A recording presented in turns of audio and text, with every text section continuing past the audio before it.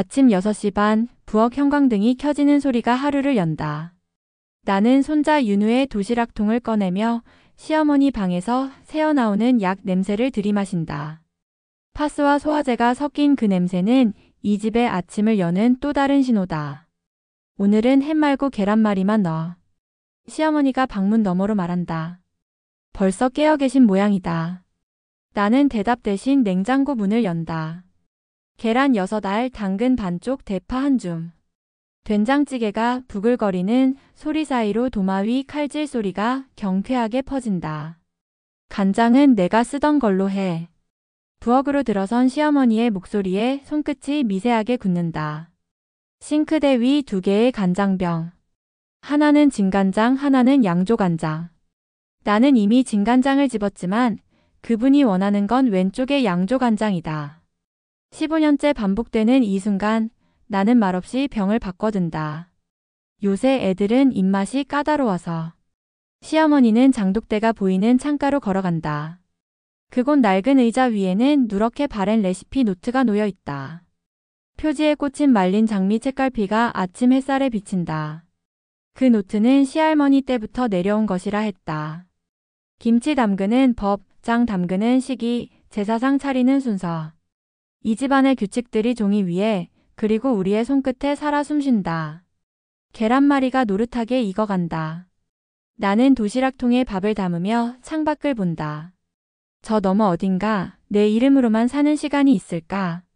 질문은 입 밖으로 나오지 않고 된장 냄새에 묻힌다. 친척 모임은 언제나 토요일 낮에 열린다. 시댁 오촌 이모, 고모, 작은아버지 내외까지 거실은 금세 사람들로 채워진다. 나는 전날부터 준비한 음식을 상에 올린다. 잡채, 갈비찜, 동그랑땡, 그리고 내가 자신 있어 하는 깻잎 무침. 이게 뭐야, 참기름을 이렇게 많이 넣었어? 시어머니의 목소리가 상 위로 떨어진다. 나는 국그릇을 놓던 손을 멈춘다. 고모가 깻잎을 젓가락으로 뒤적이며 말한다. 향이 좀 과한 것 같긴 하네. 요새는 담백한 게 유행이던데. 제가 어제 시장에서 참기름을 새로 샀거든요. 고소해서. 말끝이 흐려진다. 시어머니는 이미 깻잎 무침 접시를 들어 부엌 쪽으로 옮기고 있다. 상 한가운데 있던 그릇이 사라지자 미세한 빈자리가 생긴다. 작은아버지가 어색하게 웃으며 잡채를 집는다. 그래도 잡채는 맛있네요. 위로인지 격려인지 모를 말에 나는 고개를 숙인다. 남편 재우는 내 옆자리에 앉아있지만 시선은 창밖을 향해 있다. 그의 침묵이 이 상황을 더 선명하게 만든다. 나는 숟가락을 천천히 내려놓는다. 더 이상 먹고 싶지 않다. 식사가 끝나고 설거지를 하러 부엌에 들어섰을 때 장독대 옆 의자가 비어있는 것을 발견한다. 매일 아침 그곳에 있던 레시피 노트가 사라졌다. 의자 위에는 책갈피만 남아있다. 장미가 아니라 은행잎으로 바뀐 책갈피. 나는 그것을 집어든다. 누군가 일부러 바꿔놓은 것이 분명하다. 노트 어디 갔어요? 거실로 나가 시어머니에게 묻지만 그분은 TV를 보며 대답한다. 모르는데. 내가 어디 치웠겠지. 나는 치운 적이 없다. 하지만 변명은 입 밖으로 나오지 않는다. 친척들은 커피를 마시며 웃고 재우는 여전히 말이 없다. 이 집에서 나는 늘 피고석에 서 있는 기분이다. 누가 심판관인지 무엇이 죄인지도 모른 채 설거지를 하며 나는 창밖을 본다. 저 멀리 아파트 베란다에 빨래가 펄럭인다. 저곳에도 누군가의 심판대가 있을까? 일요일 오후 집은 고요하다. 시어머니는 성당에, 재우는 회사 골프 모임에, 윤우는 학원에 갔다. 나는 베란다에서 빨래를 갠다. 수건, 속옷, 윤우의 체육복. 손끝이 기계적으로 움직이는 동안 입에서는 혼잣말이 새어나온다. 괜찮아. 괜찮아. 누구에게 하는 말인지 모르겠다. 수건을 접으며 숨을 들이마신다. 어제 식탁의 빈자리가 자꾸만 떠오른다. 치워진 깻잎 무침, 고개를 돌린 남편, 사라진 레시피 노트. 나는 수건을 무릎 위에 올려놓고 눈을 감는다. 누구도 내 편이 아니라면. 중얼거림이 문장을 완성한다. 적어도 나만큼은 나를 지키자. 그 말이 입 밖으로 나오자 가슴속 무언가가 단단해지는 느낌이 든다. 나는 빨래를 바구니에 담고 일어선다. 레시피 노트를 찾아야 한다. 그것은 단순한 노트가 아니다. 이 집에서 내가 서 있을 자리를 증명하는 유일한 물건이다. 시어머니 방문 앞에 선다. 손잡이를 잡았다가 놓기를 반복한다. 들어가도 될까? 하지만 저 안에 답이 있을지도 모른다. 나는 문을 조심스럽게 연다. 약 냄새가 코끝을 스친다. 방 안은 정돈되어 있다. 화장대, 옷장, 그리고 창가에 오래된 서랍장. 서랍을 열자 옛것들의 냄새가 올라온다. 낡은 손수건, 묵주, 돋보기. 두 번째 서랍에는 사진첩과 몇 통의 편지 봉투가 있다. 노란 봉투 모서리가 해진 그것들. 나는 그중 하나를 꺼내든다. 봉투 겉면에는 손글씨로 1987년 가을이라고 적혀 있다. 편지는 꺼내지 않는다. 하지만 봉투 안쪽에서 무언가 얇은 것이 만져진다. 장미 책갈피다.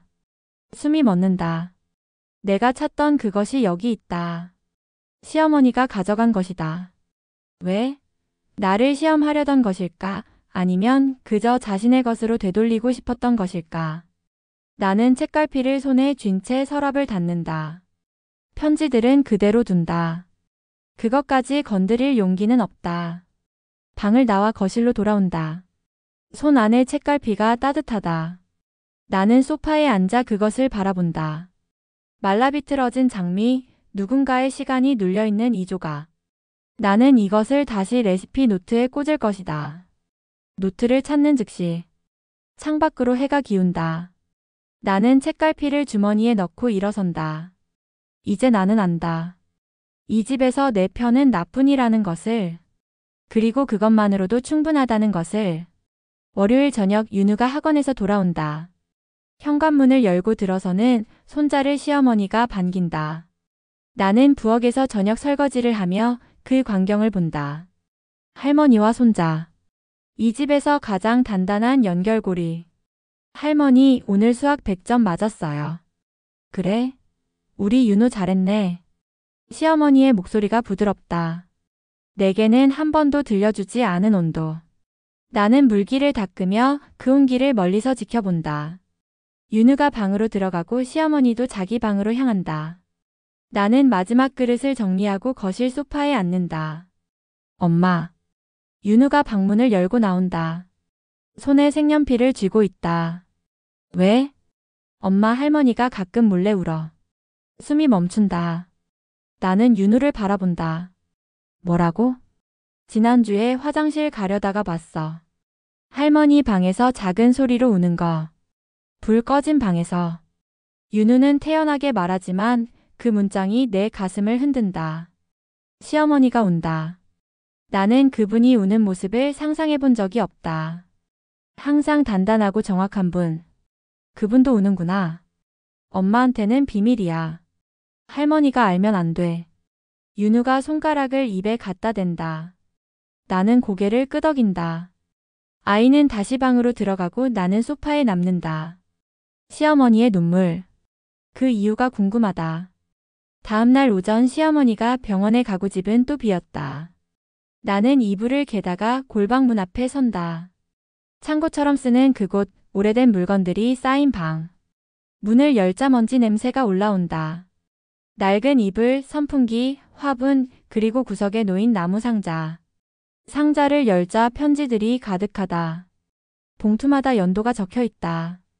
1985년, 1987년, 1992년. 나는 가장 위에 있는 편지를 꺼낸다. 봉투를 열고 편지지를 펼친다. 손글씨가 또박또박하다. 시어머니께서 또 오늘 내 음식을 바꾸셨다. 간이 세다고 색이 진하다고. 나는 아무 말도 못했다. 며느리니까. 나는 숨을 삼킨다. 이건 시어머니의 편지다. 젊은 날 그분도 며느리였을 때의 기록. 언젠가 내가 시어머니가 되면 며느리에게 미안하다고 말할 수 있을까? 아니면 나도 똑같이 할까? 그게 두렵다. 손이 떨린다. 편지를 더 읽는다. 오늘 남편은 또 아무 말이 없었다. 나는 부엌에서 혼자 울었다. 아무도 모르게. 윤우의 말이 떠오른다. 할머니가 가끔 몰래 운다고. 그분은 지금도 우는 것이다. 오래된 상처가 아물지 않은 채. 나는 편지를 조심스럽게 접어 상자에 넣는다. 가슴속에 작은 바람이 분다. 연민일까 이해일까? 아직 모르겠다. 하지만 한 가지는 확실하다. 시어머니도 한때는 나였다는 것. 나는 골방 바닥에 앉아 편지들을 하나씩 펼쳐본다. 1992년, 1995년, 그리고 멈춘다. 2010년 봄. 내가 이 집에 시집 온 해다. 손이 떨리지만 봉투를 뜯는다. 새 며느리가 왔다. 첫날부터 부엌을 휘젓고 다닌다. 내 방식을 무시하는 것 같아 화가 났다. 하지만 거울을 보니 내가 보였다. 30년 전 나. 무섭다. 숨을 깊이 들이마신다. 그해 봄 나는 열심히 했다. 시어머니를 기쁘게 하려고 부엌을 정리하고 냉장고를 채웠다. 하지만 그분은 차갑게 내 손길을 지웠다. 이유를 몰랐다. 지금은 안다. 며느리를 보면 내 안에 오래된 상처가 들쑤셔진다. 내가 참아야 했던 것들을 저 아이는 참지 않으려 한다. 그게 미웠다. 아니 부러웠다. 편지지 한쪽 구석이 물에 얼룩져 있다. 눈물 자국이다. 나는 다음 장을 넘긴다. 오늘 며느리가 나를 피하는 것 같았다. 당연하다. 나는 저 아이에게 따뜻하지 못했다. 너를 미워한 게 아니라 내 며느리로 사는 나를 미워했다. 이 말을 어떻게 전할까? 입술을 깨문다. 눈물이 올라온다.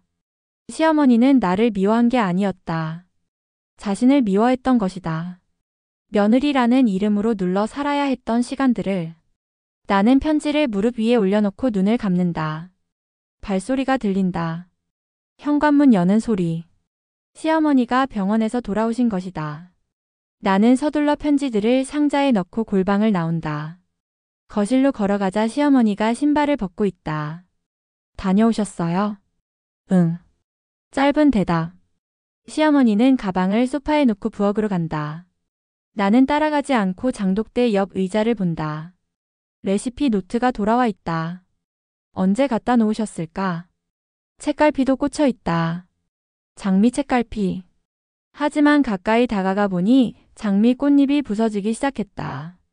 가장자리가 가루처럼 흩어진다. 나는 노트를 집어든다. 첫 장을 펼치자 시할머니의 글씨가 나온다. 김장 담그는 법. 두 번째 장은 시어머니의 글씨. 명절 전 준비 목록. 세 번째 장은 비어 있다. 내가 채워야 할 자리. 거기 뭐하니? 시어머니가 부엌에서 나를 본다. 나는 노트를 든 채 그분을 바라본다. 편지의 문장들이 머릿속을 맴돈다. 너를 미워한 게 아니라 나를 미워했다고. 말하고 싶다. 알고 있다고 이제는 조금 이해한다고. 하지만 입이 떨어지지 않는다. 노트 찾으셨네요. 응. 서랍에 있었어. 시어머니는 다시 부엌으로 돌아간다. 나는 책갈피를 바라본다. 부서지는 장미. 사랑과 원망이 함께 눌린 이 꽃잎처럼 우리도 그렇게 얽혀 있다. 추석 전날 밤부터 준비가 시작된다. 전 부치고 나물 무치고 과일 깎는다. 나는 새벽 4시에 일어나 부엌에 선다. 시어머니는 5시에 나오신다. 우리는 말없이 나란히 움직인다. 칼질 소리, 기름 튀는 소리, 냄비 부딪히는 소리만 가득하다. 저는 기름을 좀 덜 두세요. 시어머니가 말한다. 나는 대답 없이 기름을 줄인다. 하지만 다음 전을 부칠 때 기름이 부족해 전이 눌어붙는다. 시어머니가 한숨을 쉰다. 그러니까 적당히 하라니까. 기름 덜 두라고 하셔서요. 말이 나온 순간 후회한다. 시어머니가 프라이팬을 내려놓고 나를 본다. 말대꾸야. 아니에요. 그냥. 시어머니한테 그냥이 어딨어. 목소리가 날카로워진다. 나는 주걱을 쥔 채 입을 닫는다. 하지만 가슴속에서 무언가 치밀어 오른다. 편지의 문장들이 떠오른다. 너를 미워한 게 아니라 나를 미워했다고. 그 말을 믿고 싶었는데 지금 이 순간 그 말이 흔들린다. 오후 2시 친척들이 도착한다. 상을 차리는데 시어머니가 내가 놓은 전접시를 옮긴다. 중앙에서 옆으로. 나는 묻는다. 왜 옮기세요? 이게 자리가 맞아. 레시피 노트에는 중앙이라고 적혀 있는데요. 시어머니가 손을 멈춘다. 식탁 위 공기가 굳는다. 재훈이 거실에서 우리를 본다. 노트가 다예요. 집안마다 방식이 다른 거야. 그럼 왜 노트를 주신 거예요? 목소리가 떨린다. 시어머니가 접시를 탁 내려놓는다. 지금 나한테 따지는 거야? 따지는 게 아니에요. 이해가 안 돼서요. 대체 뭘 어떻게 해야? 그만 좀 해. 재훈이 소리친다. 식탁을 손으로 치는 바람에 국그릇이 흔들린다. 모두가 그를 본다. 명절 아침부터 왜 이래? 제발 좀 그만해. 재훈의 목소리가 갈라진다. 그는 자리에서 일어나 현관으로 향한다. 신발을 신는 소리, 문 닫는 소리. 그가 나간다. 친척들이 어색하게 시선을 피한다. 작은아버지가 기침을 한다. 나는 식탁 앞에 선 채 시어머니를 바라본다. 그분도 나를 본다. 그 눈빛에 무엇이 있는지 모르겠다. 분노인가, 실망인가, 아니면 나처럼 지쳐버린 무기력인가. 상차림 다시 하겠습니다. 내가 말한다. 접시를 들어 올리는데 손이 미끄러진다. 그릇이 바닥에 떨어져 깨진다. 파편이 사방으로 튄다. 나는 쪼그려 앉아 조각들을 줍는다. 시어머니가 다가오지 않는다. 아무도 다가오지 않는다. 나는 주머니에서 장미 책갈피를 꺼낸다. 부서진 꽃잎이 손바닥에 떨어진다. 이것도 결국 가루가 되는구나. 나는 일어나 마당으로 나간다. 찬 바람이 얼굴을 때린다. 안에서는 조용히 식사가 시작된 모양이다. 젓가락 부딪히는 소리가 들린다. 나는 담장에 기대어 선다. 배가 고프다. 하지만 허기는 음식으로 채울 수 없는 종류다. 추석이 지나고 사흘째 되는 날, 나는 부엌에 홀로 선다.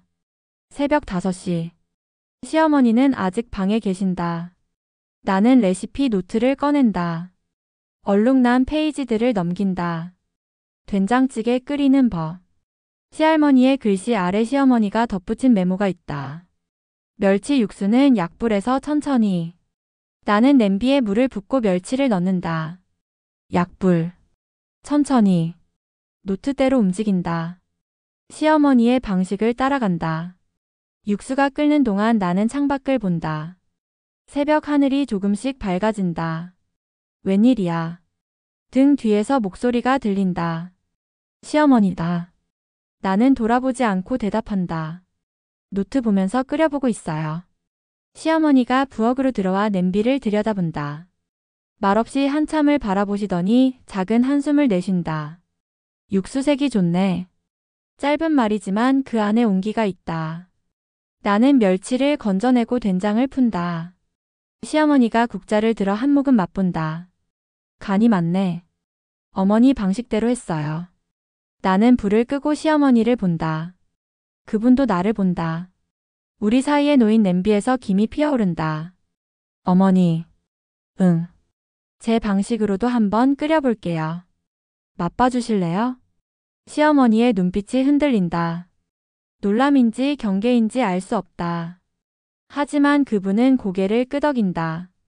그래. 나는 다른 냄비를 꺼낸다. 이번엔 내 방식이다. 멸치 대신 다시마와 새우를 넣는다. 중불에서 빠르게 우려낸다. 된장을 풀 때 참기름 몇 방울을 떨어뜨린다. 내가 좋아하는 방식. 시어머니는 옆에서 지켜본다. 말은 없지만 그분의 시선이 따라온다. 국이 끓어오른다. 나는 2개의 그릇을 꺼내 각각 담는다. 하나는 시어머니 방식, 하나는 내 방식. 식탁에 나란히 놓는다. 맛 좀 봐주세요. 시어머니가 자리에 앉는다. 먼저 자신의 방식으로 끓인 국을 한 숟갈 뜬다. 천천히 맛본다. 고개를 끄덕인다. 그리고 내 방식으로 끓인 국을 든다. 한 모금 2모금. 표정이 미묘하게 변한다. 다르네. 네. 근데 나쁘지 않아. 숨이 멎는다. 나쁘지 않다는 말. 시어머니에게서 들은 처음이자 가장 큰 인정이다. 나는 자리에 앉는다. 우리는 두 그릇을 앞에 두고 마주본다. 어머니, 왜? 저 편지 봤어요. 골방에 있던 거. 시어머니의 손이 멈춘다. 숟가락을 내려놓는다. 몰래 봤어? 죄송해요. 근데 알고 싶었어요. 왜 저한테 그러시는지. 시어머니가 눈을 감는다. 긴 침묵이 흐른다. 밖에서 새 우는 소리가 들린다. 그분이 입을 연다. 너한테 미안했어. 근데 미안하다는 말이 안 나오더라. 내가 며느리였을 때 못 들었던 말이라서. 목소리가 갈라진다. 나는 눈물이 차오른다. 이제 들었어요. 어머니. 시어머니가 눈을 뜬다. 우리는 서로를 본다. 그 시선 안에 오래된 상처와 새로운 이해가 섞인다. 나는 두 그릇을 가리킨다. 둘 다 괜찮은 것 같아요. 어머니 건 깊고 제 건 가벼워요. 모자람과 과함이 서로 채워주는 것 같아요. 시어머니가 작게 웃는다. 처음 보는 표정이다. 그러게. 둘 다 먹으면 되겠네. 우리는 숟가락을 든다. 각자의 국을 한 모금씩 뜬다. 서로 다른 맛이 입안에서 섞인다. 그렇게 우리의 아침이 시작된다. 그날 이후 부엌이 조금 달라진다. 아침마다 두 개의 냄비가 나란히 놓인다. 하나는 시어머니 방식, 하나는 내 방식. 우리는 말없이 각자의 자리에서 국을 끓인다. 가끔 시선이 마주치면 짧게 고개를 끄덕인다. 오늘은 어머니 국이 더 맛있네요. 내 것도 괜찮아. 짧은 말들이 오간다. 거창한 대화는 없다. 하지만 그 말들 사이로 무언가 흐른다. 이해일까 화해일까. 이름 붙이기 어려운 온기. 일주일이 지나고 재훈이 식탁에 앉아 두 그릇을 번갈아 먹는다. 둘 다 맛있는데요. 그가 웃으며 말한다. 시어머니도 나도 대답하지 않는다. 하지만 입가에 작은 미소가 번진다. 윤우가 국을 떠먹으며 말한다. 할머니, 엄마 국이랑 할머니 국이랑 섞으면 어때요? 섞으면 안 돼. 그건 그냥 이상한 맛이 나. 시어머니가 손자의 머리를 쓰다듬는다. 윤우가 웃는다. 나도 웃는다. 이 순간이 완벽하지 않다는 걸 안다. 상처가 다 아문 것도 아니고 오해가 모두 풀린 것도 아니다. 하지만 우리는 함께 앉아 있다. 같은 식탁에서 서로 다른 국을 먹으며 나는 속으로 중얼거린다. 이제야 인정받는구나. 가슴 한편이 따뜻해진다. 그런데 동시에 다른 한편에서 무언가 쓰라린다. 그런데 너무 늦은 건 아닐까? 15년이 걸렸다. 15년 동안 나는 이 집에서 내 자리를 찾으려 했다. 지금 겨우 작은 자리를 얻었다. 늦지 않았다고 말할 수 있을까? 하지만 이내 고개를 젓는다. 늦었다고 해서 의미가 없는 건 아니니까. 지금이라도 시작된 게 다행이니까. 식사를 마치고 설거지를 하는데 시어머니가 옆에 선다. 함께 그릇을 닦는다. 물소리, 그릇 부딪히는 소리.